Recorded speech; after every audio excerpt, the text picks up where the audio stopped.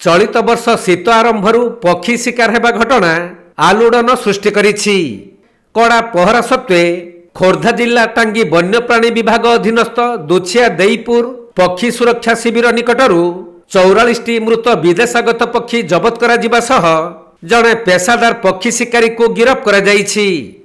तबे 2 जण पक्षी शिकारी 2टी बेग्रे पक्षी नहीं जाउथबा सुरक्षाकर्मी माने खबर पाइबा परे अचानक चढ़ाऊ करिथिले।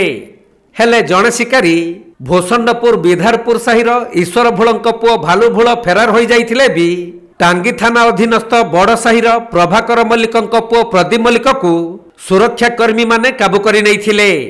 परे ता निकटरू 23टी मृत नर्दन पिंटेल, 3टी मृत नर्दन सोभेलर, 9टी मृत गार्गाने, 8टी मृत पिजांड टेलर जाकना और गोटे ब्रोंज विंड जाकना पक्षी को जबत करा जाइथिबा बेले विष देई शिकारी माने पक्षी गुड़ी को मारी देइथिबा जଣା पड़िछि।